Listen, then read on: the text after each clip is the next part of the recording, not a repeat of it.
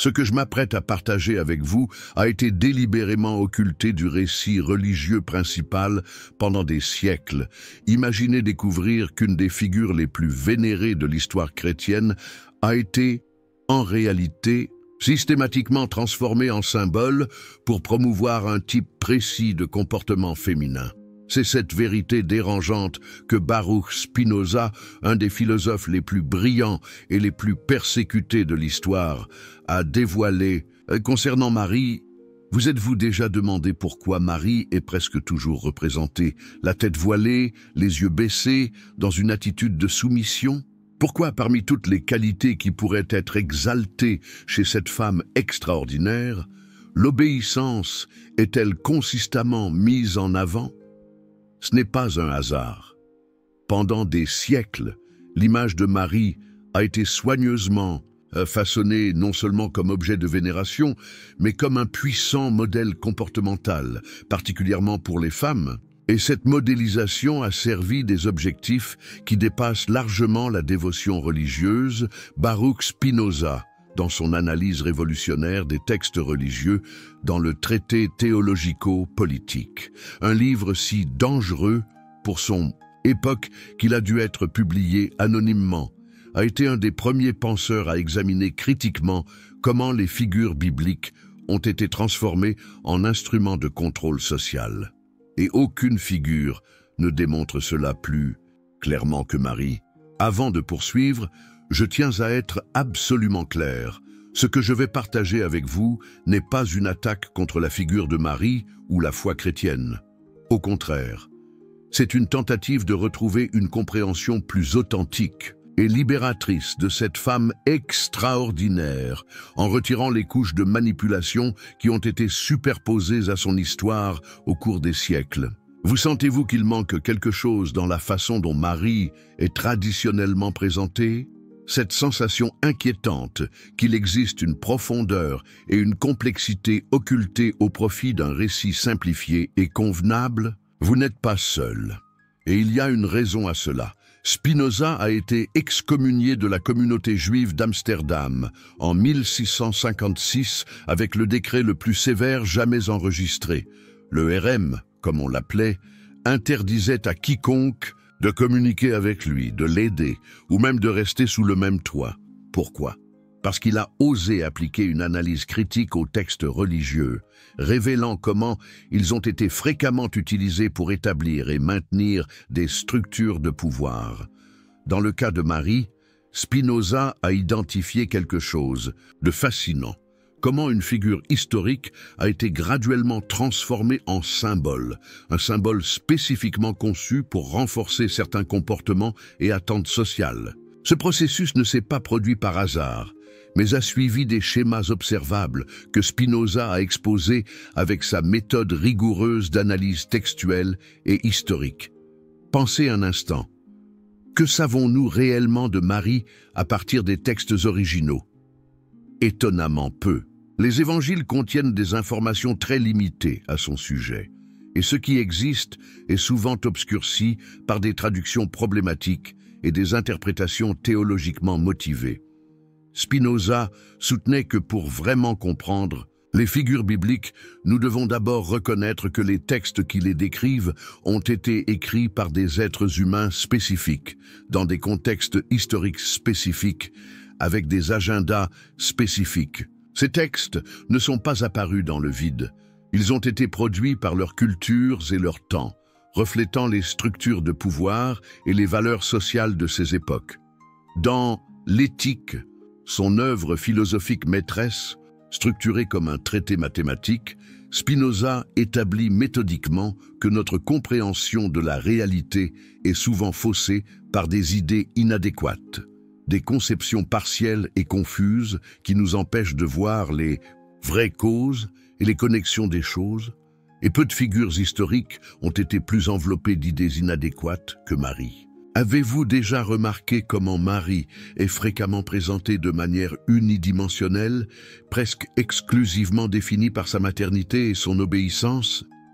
Cette représentation limitée n'est pas accidentelle.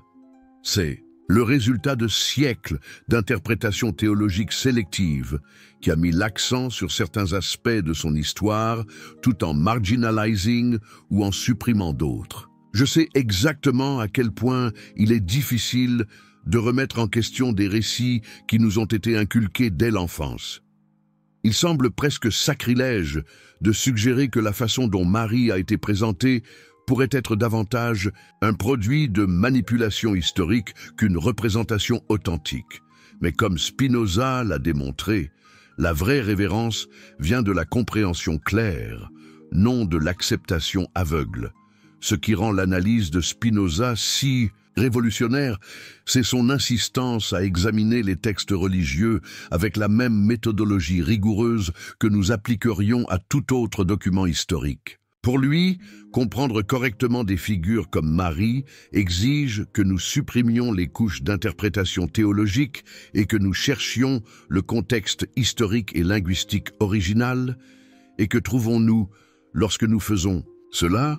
Une Marie étonnamment différente de la figure soumise et passive qui nous est fréquemment présentée. Dans les textes originaux, nous apercevons une jeune femme juive vivant sous occupation romaine, une réalité politique brutale qui est rarement soulignée dans les représentations conventionnelles. Nous voyons quelqu'un qui, selon l'Évangile de Luc, proclame un Dieu qui renverse les puissants de leur trône et élève les humbles. Un sentiment profondément révolutionnaire dans le contexte de la domination impériale romaine. Spinoza, dans sa méthode d'interprétation biblique, insistait sur l'importance de comprendre le contexte historique et politique des textes. Et le contexte de Marie était celui d'une profonde oppression politique et d'inégalité sociale. Son célèbre cantique, le Magnificat, révèle une conscience aiguë de ces réalités et un espoir de transformation radicale. Des aspects qui ont été systématiquement minimisés au profit d'une image de docilité et d'acceptation passive. Mais pourquoi cette transformation s'est-elle produite? Pourquoi l'image de Marie a-t-elle été si soigneusement façonnée pour mettre l'accent sur l'obéissance et la soumission par-dessus tout? Spinoza nous offre une structure. Pour comprendre cela, dans son traité théologico-politique, il examine comment les textes religieux ont été fréquemment interprétés et appliqués non seulement pour promouvoir la dévotion spirituelle, mais pour établir et maintenir des structures spécifiques d'autorité et de contrôle social. Dans le cas de Marie, sa transformation en symbole d'obéissance a servi des objectifs très spécifiques au sein des structures patriarcales des sociétés chrétiennes. En présentant la figure féminine la plus vénérée du christianisme comme l'épitome de la soumission silencieuse, on établissait un puissant modèle comportemental pour toutes les femmes. Cette modélisation ne se limitait pas au contexte explicitement religieux. Comme Spinoza l'a observé, les interprétations religieuses s'infiltrent fréquemment dans les structures sociales plus larges, façonnant les attentes et les comportements même dans des sphères apparemment séculaires. Imaginez un instant comment l'image de Marie, la servante obéissante, a été utilisée au cours des siècles pour renforcer des rôles de genre spécifiques. Les femmes se voyaient constamment rappeler que la mère de Jésus elle-même se définissait avant tout par sa soumission à la volonté divine, un exemple que, implicitement, toutes devraient suivre. Ce mécanisme consistant à transformer des figures historiques en symboles pour promouvoir des comportements spécifiques n'était pas nouveau, même à l'époque de Spinoza. En effet, il a identifié des schémas similaires tout au long de l'histoire religieuse, des figures complexes, progressivement simplifiées et idéalisées pour servir de modèles comportementaux, renforçant les structures existantes de pouvoir et d'autorité. Ce qui rend l'analyse de Spinoza si précieuse, c'est son insistance à retourner aux sources originales et à examiner critiquement les couches d'interprétation qui leur ont été superposées. Cette méthode, révolutionnaire pour son temps, nous permet d'entrevoir une Marie plus authentique, une femme d'un courage extraordinaire, vivant en des temps dangereux, naviguant des complexités politiques et religieuses rarement reconnues. Dans les représentations traditionnelles, imaginez un instant ce que cela signifiait pour une jeune femme juive, sous occupation romaine, d'accepter un rôle qui la placerait en danger extrême. L'adultère, qui serait l'accusation évidente contre une femme enceinte non mariée, était punissable de mort par lapidation. Le récit traditionnel occulte fréquemment ce danger réel, présentant la situation comme un test de foi abstrait, au lieu du risque de mort concret qu'il représentait réellement. C'est cette Marie qui émerge lorsque nous appliquons la méthode spinoziste d'analyse critique, non pas une figure de soumission passive, mais de courage extraordinaire et de détermination face à la mort. Une Marie dotée d'une profonde conscience politique, comme en témoigne le Magnificat, attendant une transformation sociale radicale dans un contexte d'oppression brutale. Spinoza a identifié 3 mécanismes principaux par lesquels des figures historiques comme Marie sont transformées en symboles de contrôle social. Premièrement, la simplification sélective, la réduction d'une personne historique complexe à un ensemble limité de caractéristiques soigneusement sélectionnées. Dans le cas de Marie, son obéissance et sa pureté sexuelle sont constamment soulignées, tandis que son courage, sa conscience politique et son autonomie personnelle sont minimisés ou ignorés. Deuxièmement, l'idéalisation impossible.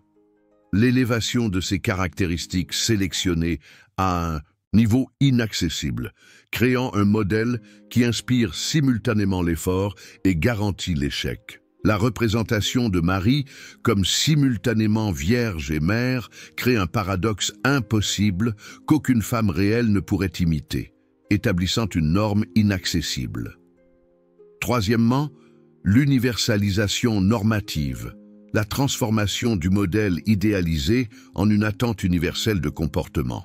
Ce qui a commencé comme le récit d'une femme spécifique dans des circonstances spécifiques devient progressivement un modèle que toutes les femmes sont censées suivre, indépendamment de leurs propres circonstances et contextes. Ces mécanismes, que Spinoza a identifiés grâce à son analyse rigoureuse des textes religieux, ne sont pas exclusifs à la figure de Marie, mais sont particulièrement évidents dans la façon dont elle a été représentée et utilisée tout au long de l'histoire chrétienne. Mais la véritable révolution dans la pensée de Spinoza ne réside pas seulement dans l'identification de ces mécanismes de contrôle, elle réside dans l'offre d'un chemin au-delà. Et c'est ici que sa philosophie devient véritablement libératrice. Pour Spinoza, la connaissance adéquate, la compréhension claire des causes et des connexions réelles est le chemin vers la liberté. Dans son Éthique, il démontre méthodiquement comment le passage d'idées inadéquates, partielles et confuses, à des idées adéquates, claires et complètes, nous libère de la servitude des passions et nous permet d'agir avec une véritable autonomie. Appliqué à la figure de Marie, ce principe suggère qu'une compréhension plus adéquate de sa réalité historique, en supprimant les couches d'interprétation idéologiquement motivées, non seulement nous offre une vision plus authentique de cette femme extraordinaire, mais nous libère également des modèles comportementaux limitants qui ont été construits en son nom. C'est la véritable révolution que Spinoza offre, la possibilité d'honorer des figures comme Marie, non pas par une idéalisation simplifiée, mais par une compréhension historique authentique, non pas par la soumission à des modèles comportementaux imposés extérieurement, mais par le développement de notre propre capacité à penser clairement et à agir autonome. Et maintenant, explorons plus profondément comment cette transformation de Marie en symbole d'obéissance s'est produite historiquement et comment la philosophie de Spinoza nous offre des outils pour retrouver une compréhension plus authentique et libératrice. La transformation de l'image de Marie ne s'est pas produite du jour au lendemain.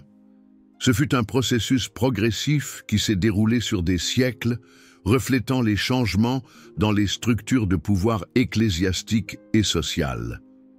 Spinoza, avec son approche historico-critique des textes religieux, nous offre une méthode pour retracer cette évolution.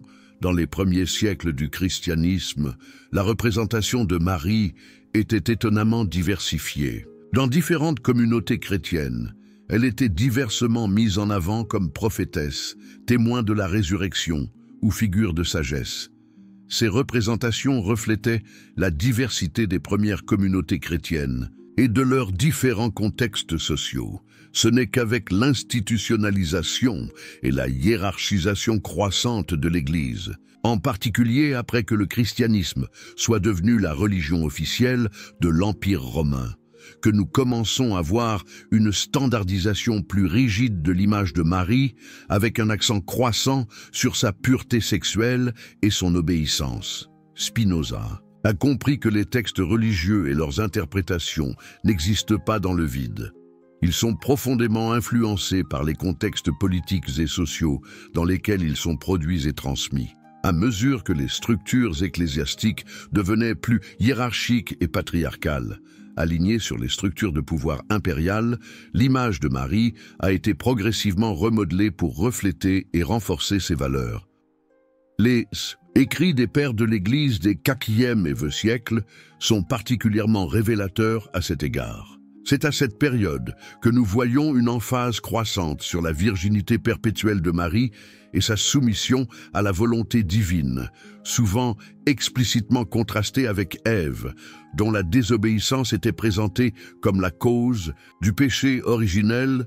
Ce contraste Marie-Ève est devenu un puissant dispositif théologique pour établir des attentes comportementales pour les femmes. Ève représentait la nature prétendument dangereuse et rebelle des femmes, tandis que Marie offrait l'antidote, un modèle de pureté sexuelle et de soumission obéissante que toutes les femmes chrétiennes devraient aspirer à imiter. Spinoza, dans son analyse des Écritures juives dans le traité théologico-politique, démontre comment des textes initialement composés dans des contextes historiques spécifiques sont fréquemment réinterprétés par des générations postérieures pour servir des buts contemporains. Il en va de même pour le récit de Marie. Les évangiles originaux contiennent des informations étonnamment limitées sur Marie. L'évangile de Marc, considéré comme le plus ancien, la mentionne à peine.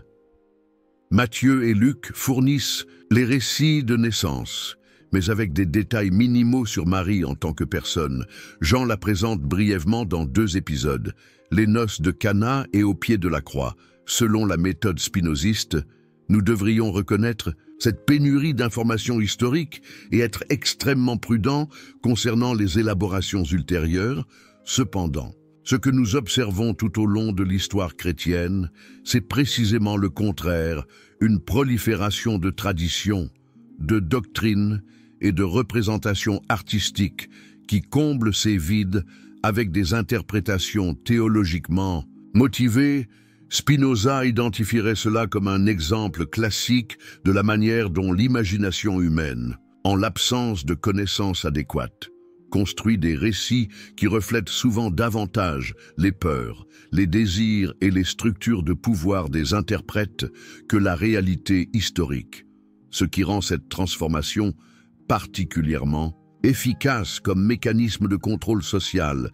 C'est sa nature implicitement coercitive, en élevant Marie comme l'idéal féminin suprême, simultanément vierge et mère, parfaitement obéissante et pourtant absolument centrale. Au plan divin, on établit un modèle impossible qu'aucune femme réelle ne pourrait atteindre. Cette impossibilité, loin d'être un défaut du système, est sa caractéristique centrale. Elle établit un cycle perpétuel d'efforts et d'échecs. Maintenant, les femmes, dans un état constant d'inadéquation perçue et de dépendance à l'approbation extérieure, qu'elle soit divine ou institutionnelle. Spinoza a profondément compris la psychologie de ce type de contrôle. Dans l'éthique, il examine comment nous sommes souvent asservis par des idéaux externes que nous internalisons sans les remettre en question. permettant à nos désirs et à nos actions d'être dirigés non par notre propre compréhension adéquate, mais par des modèles imposés extérieurement. La libération de ce type de servitude, selon Spinoza, vient du développement d'idées adéquates, des compréhensions claires et complètes qui émergent de notre propre pouvoir de pensée, non pas d'autorités externes, appliquées à la figure de Marie. Cela suggère la nécessité de distinguer entre la réalité historique possible de cette femme extraordinaire et les couches d'interprétation qui ont été superposées à son histoire. Lorsque nous le faisons, quelque chose de remarquable émerge. Nous entrevoyons une Marie qui a fait preuve d'un courage extraordinaire dans un contexte de danger réel, qui a exprimé, à travers le Magnificat, une conscience politique aiguë et un espoir de transformation sociale radicale. Qui est resté au pied de la croix, alors que de nombreux disciples s'enfuyaient. Cette Marie, basée sur ce que nous pouvons raisonnablement déduire des textes les plus anciens, est très différente du symbole de soumission passive qui nous est fréquemment présenté. Elle démontre du courage, de la résilience et de l'intégrité face à l'adversité extrême, des qualités universellement admirables, indépendamment du genre. Récupérer cette compréhension plus adéquate de Marie n'est pas seulement historiquement responsable, c'est potentiellement libérateur. Surtout pour les femmes qui se sont vues présenter un modèle de féminité défini principalement par la soumission et l'abnégation. Et voici que nous arrivons au cœur de la révolution spinoziste, la compréhension adéquate des causes et des connexions réelles, y compris les forces historiques, politiques et sociales qui ont façonné nos conceptions religieuses, n'affaiblit pas la spiritualité authentique, mais la renforce. Elle nous libère des modèles imposés extérieurement et nous permet de développer une relation avec le divin basée sur la compréhension claire et l'amour intellectuel, non sur la peur ou la soumission aveugle. Telle est la vérité que Spinoza a découverte sur Marie et son rôle dans l'histoire chrétienne, une vérité qui a été jugée suffisamment dangereuse pour entraîner son excommunication et sa persécution. Une vérité qui reste révolutionnaire aujourd'hui encore, des siècles plus tard, que nos conceptions religieuses, y compris nos modèles de comportement idéal, sont fréquemment des produits de forces historiques et de structures de pouvoir spécifiques, non des vérités éternelles et immuables. Reconnaître cela ne diminue pas l'importance spirituelle de figures comme Marie. Au contraire, cela nous permet d'apprécier son humanité réelle et son courage authentique, libéré des couches d'interprétation idéologiquement motivées qui ont été superposées à son histoire. Et maintenant, nous arrivons à une révélation encore plus profonde. Cette transformation de Marie en symbole d'obéissance n'a pas été un phénomène isolé. Cela faisait partie d'un schéma plus large que Spinoza a identifié dans son analyse des textes religieux. La neutralisation systématique du potentiel révolutionnaire des récits originaux. Pensez au Magnificat, le cantique attribué à Marie dans l'évangile de Luc. Ces paroles sont explicitement révolutionnaires. Il renverse les puissants de leur trône et élève les humbles. Il rassasie de biens les affamés et renvoie les riches les mains vides. C'est une déclaration politique radicale, particulièrement compte tenu du contexte de l'occupation romaine et de la profonde inégalité sociale. Spinoza, dans son traité théologico-politique, observe comment des textes potentiellement subversifs ont été fréquemment réinterprétés pour devenir inoffensifs aux structures de pouvoir établies. Dans le cas du Magnificat, nous assistons à un processus fascinant.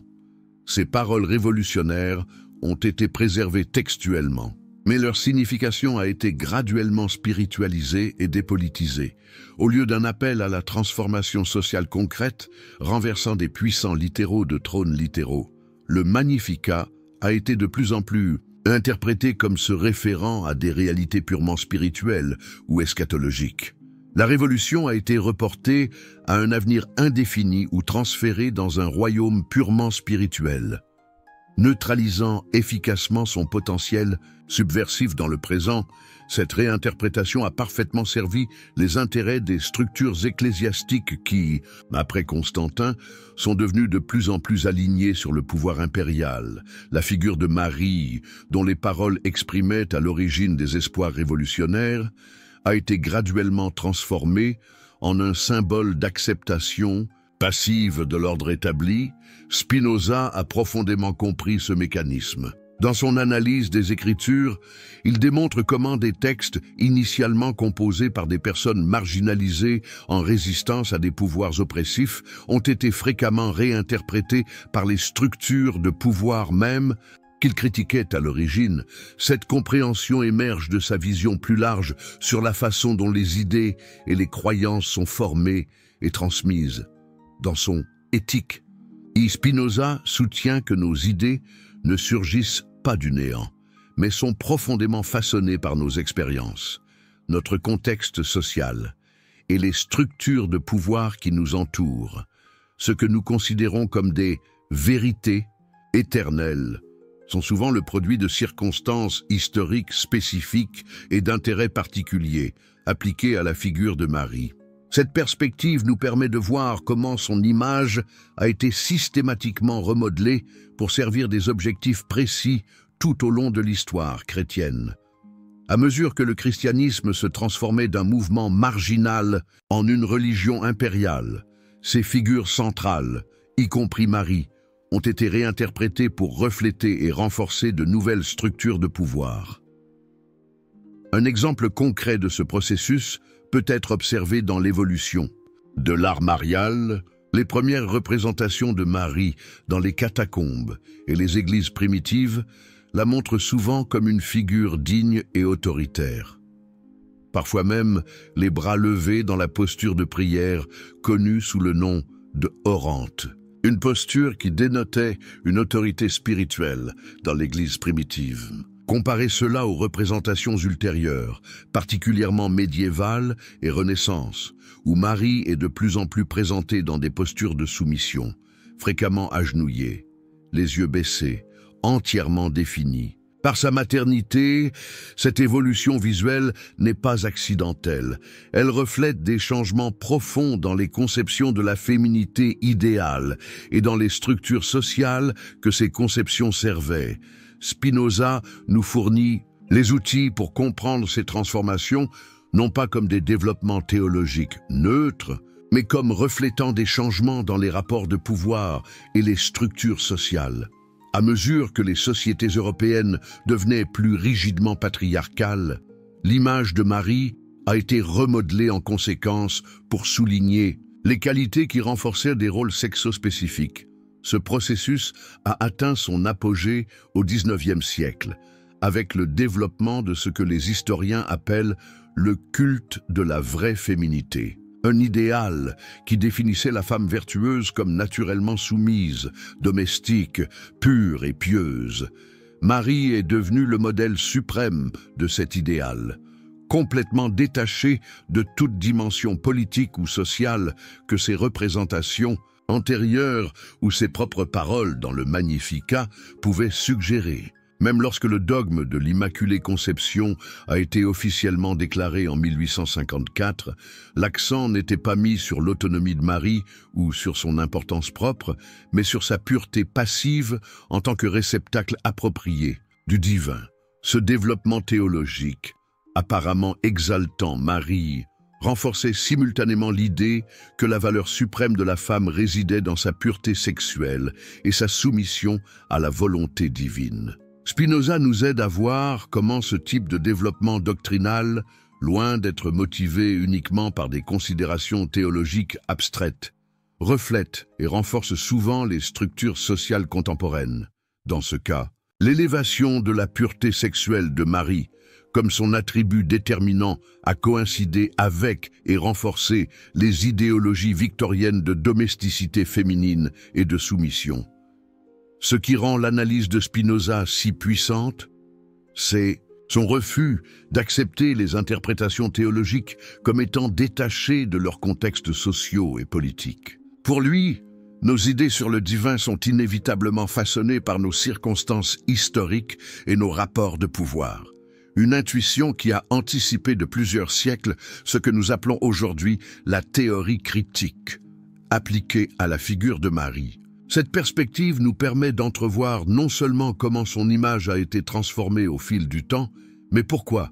Elle nous permet de voir comment l'accent mis de manière sélective sur certains aspects de son histoire, notamment son obéissance et sa pureté sexuelle, a servi des objectifs spécifiques au sein de structures patriarcales, tandis que d'autres aspects, comme ses paroles révolutionnaires dans le Magnificat, ont été systématiquement marginalisés ou réinterprétés. Mais la philosophie de Spinoza n'est pas seulement critique, elle est fondamentalement libératrice, en exposant les mécanismes par lesquels des figures historiques comme Marie sont transformées en instruments de contrôle social.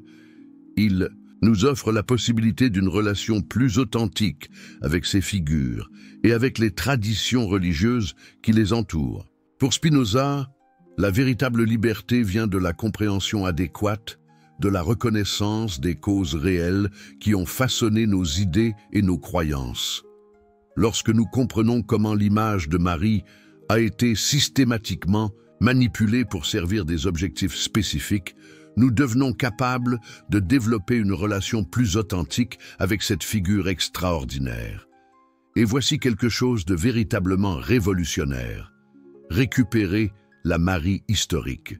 Possible, la jeune femme juive courageuse qui a tout risqué en acceptant un rôle qui la mettait en danger de mort, qui a exprimé des espoirs révolutionnaires dans le Magnificat, qui est restée résolue face à la crucifixion de son fils, peut être profondément plus inspirant que l'image épurée et passive qui nous est souvent présentée. Cette Marie démontre des vertus universellement admirables, le courage face au danger, l'intégrité dans des circonstances difficiles, l'espoir de justice dans un monde profondément injuste. Ces qualités transcendent les limites de genre et offrent un modèle d'humanité pleine, non de féminité restreinte. Spinoza serait fasciné par les recherches historiques récentes qui tentent de reconstituer un portrait plus authentique de la Marie historique. Des chercheurs ont étudié les conditions sociales, économiques et politiques de la Galilée du premier siècle pour comprendre le contexte dans lequel Marie a vécu. Ce qui en ressort est une réalité beaucoup plus dure et plus complexe que ne le suggèrent les représentations idéalisées. La Nazareth de l'époque de Marie était un petit village agricole, d'une région maintes fois ravagée par des révoltes et des représailles violentes.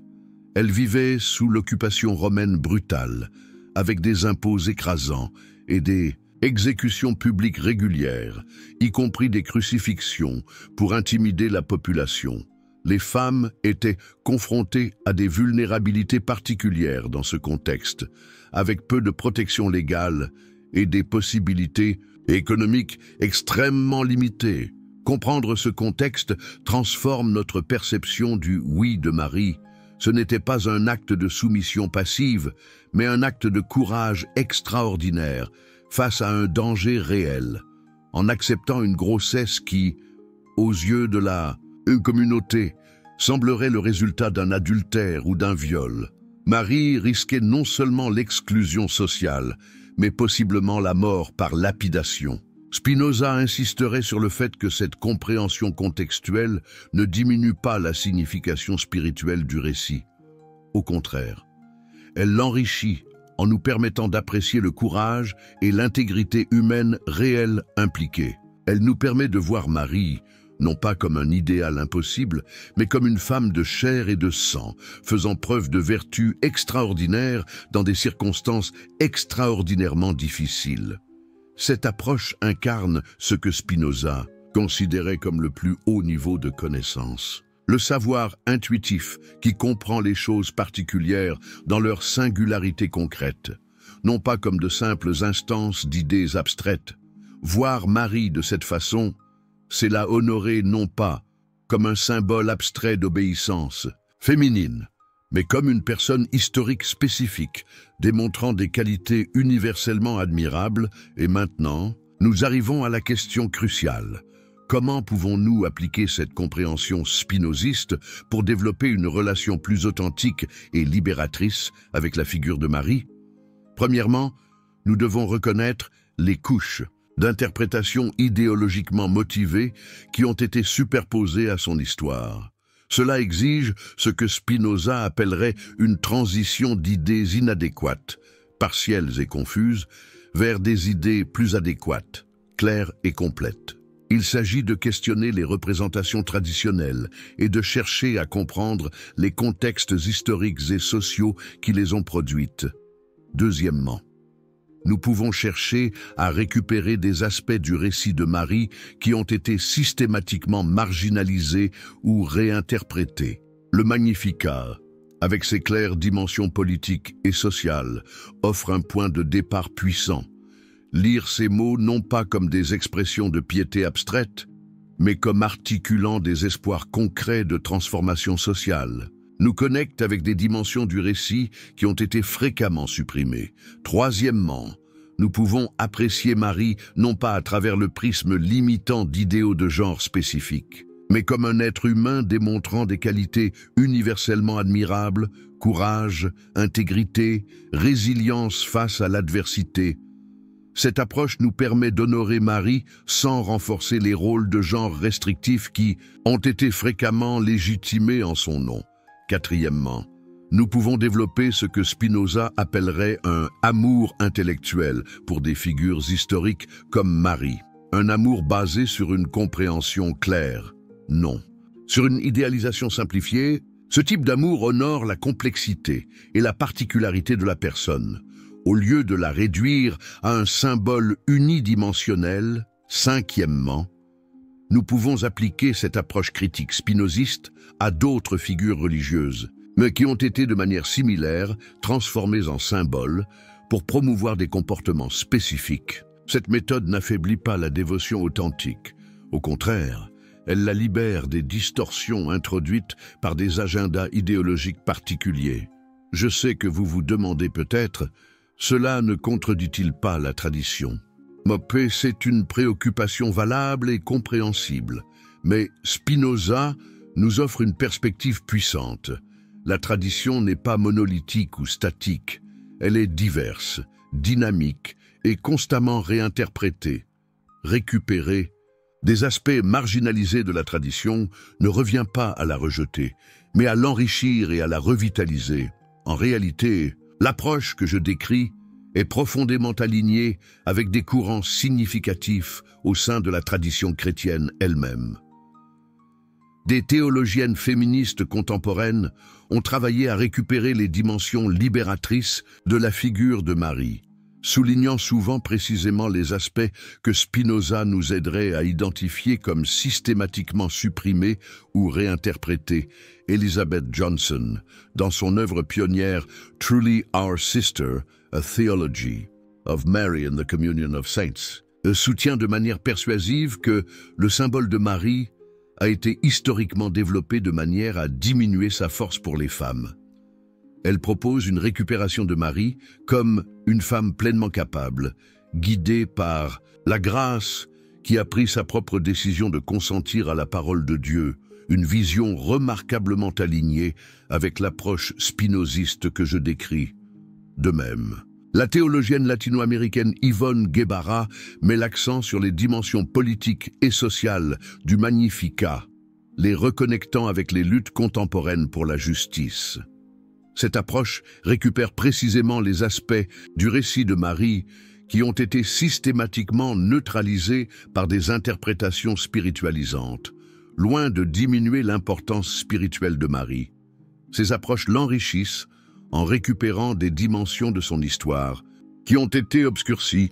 Elles nous permettent d'apprécier Marie non seulement comme un symbole abstrait, mais comme une femme courageuse, dont l'histoire continue de résonner puissamment dans de nouveaux contextes. Et voici la véritable révolution spinoziste. En développant une compréhension plus adéquate des forces historiques et sociales qui ont façonné nos conceptions religieuses, nous n'affaiblissons pas la foi authentique, mais nous la libérons des distorsions introduites par des agendas particuliers. Nous devenons capables d'une relation avec le divin basée sur une compréhension claire et un amour intellectuel, non sur une soumission à des modèles imposés extérieurement. Cette approche incarne ce que Spinoza considérait comme la plus haute forme de connaissance, celle qui nous permet de voir les choses particulières dans leur singularité concrète et simultanément dans leur connexion avec la totalité de la réalité. Voir Marie de cette façon, c'est la honorer non pas comme un symbole abstrait, mais comme une personne historique spécifique dont la vie et les paroles continuent d'inspirer et de défier. Imaginez comme ce serait différent si, au lieu de l'image idéalisée de soumission passive, les représentations dominantes de Marie mettaient l'accent sur son courage extraordinaire, ses espoirs révolutionnaires exprimés dans le Magnificat, sa persévérance face à l'adversité extrême. Imaginez l'impact que cela aurait, particulièrement pour les femmes, à la recherche de modèles de spiritualité qui affirment leur pleine humanité et leur autonomie. La vérité que Spinoza a découverte sur Marie, que son image a été systématiquement transformée pour servir de symbole d'obéissance, ne diminue pas son importance. Au contraire, elle ouvre la possibilité d'une relation plus authentique et libératrice avec cette figure extraordinaire, basée sur une compréhension claire au lieu d'une idéalisation simplifiée. Et cette compréhension est disponible pour vous maintenant.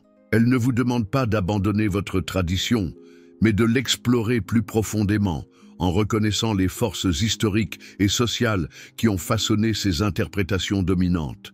Cela exige du courage intellectuel, le même courage que Spinoza a démontré en remettant en question les interprétations établies, même face à une persécution sévère. Je parle par expérience personnelle. J'ai grandi avec une image de Marie définie presque exclusivement par la soumission silencieuse et la pureté sexuelle, un idéal simultanément impossible et profondément limitant. Ce n'est que lorsque j'ai commencé à explorer les dimensions historiques et contextuelles de son récit que j'ai découvert une figure bien plus inspirante, une femme faisant preuve d'un courage extraordinaire dans des circonstances extraordinairement difficiles. Cette découverte n'a pas diminué ma révérence pour Marie, au contraire. Elle l'a transformée d'une admiration pour un idéal abstrait en un profond respect pour une femme réelle, démontrant des vertus extraordinaires face à l'adversité extrême. Elle m'a permis de me connecter à son histoire de manière à la fois plus authentique historiquement et plus pertinente personnellement. L'invitation que Spinoza nous tend n'est pas d'abandonner les traditions religieuses, mais de les embrasser avec une compréhension plus claire et un amour intellectuel. C'est une invitation à distinguer le noyau authentique de ces traditions et les distorsions introduites par des agendas historiques particuliers. C'est un appel à une spiritualité fondée sur une compréhension adéquate et non sur une soumission à des modèles imposés de l'extérieur. Et spécifiquement, concernant Marie, c'est une invitation à retrouver une compréhension plus pleine de cette femme extraordinaire, non seulement comme symbole d'obéissance féminine, mais comme une personnalité historique faisant preuve de courage, d'intégrité et d'un espoir révolutionnaire dans un contexte d'oppression brutale. Une Marie dont les paroles du Magnificat ne sont pas de simples expressions de piété abstraite, mais de puissantes articulations d'espoir pour une transformation sociale concrète. Qui était vraiment Marie? Nous ne le saurons jamais avec une certitude absolue. Les récits historiques sont rares et les couches d'interprétation sont nombreuses, mais la méthode spinoziste nous permet au moins de reconnaître ce qu'elle n'était probablement pas, la figure idéalisée et passive qui nous est souvent présentée, convenablement modelée pour renforcer des structures spécifiques d'autorité et de contrôle social. Et dans cette reconnaissance critique s'ouvre la possibilité d'une relation plus authentique, non seulement avec Marie, mais avec toute la tradition qu'elle représente. Une relation basée sur une compréhension claire et un amour intellectuel. et non sur une soumission à des interprétations imposées de l'extérieur. Telle est la vérité libératrice que Spinoza a découverte, que nos conceptions religieuses, y compris nos modèles de comportement idéal, sont souvent un produit de forces historiques et de structures de pouvoir spécifiques, et non des vérités éternelles et immuables. Et dans la reconnaissance de cette vérité, nous devenons capables d'une spiritualité plus authentique et libératrice. Si vous avez ressenti une quelconque résonance avec ce que j'ai partagé aujourd'hui, je vous invite à explorer plus profondément. Lisez le traité théologico-politique de Spinoza, où il développe sa méthode révolutionnaire d'interprétation biblique. Explorez les travaux d'universitaires et de théologiens contemporains qui cherchent à retrouver une compréhension plus historiquement éclairée et spirituellement libératrice de figures comme Marie. Surtout, cultivez ce que Spinoza considérait comme la plus haute vertu, la pensée critique indépendante basée sur une compréhension claire et non sur une soumission aux autorités externes. C'est la véritable liberté que sa philosophie offre, non le rejet de la tradition religieuse, mais une relation plus authentique et libératrice avec elle. Abonnez-vous à cette chaîne pour d'autres révélations comme celle-ci.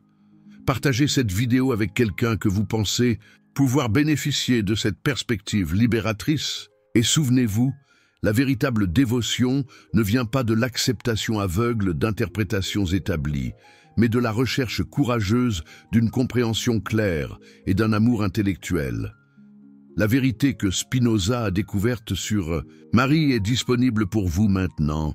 Elle réside dans le courage de remettre en question, dans la volonté d'explorer, dans la détermination de chercher une compréhension plus adéquate. Et dans cette quête, vous pourrez découvrir non seulement une Marie plus authentique, mais une spiritualité plus libératrice et transformatrice.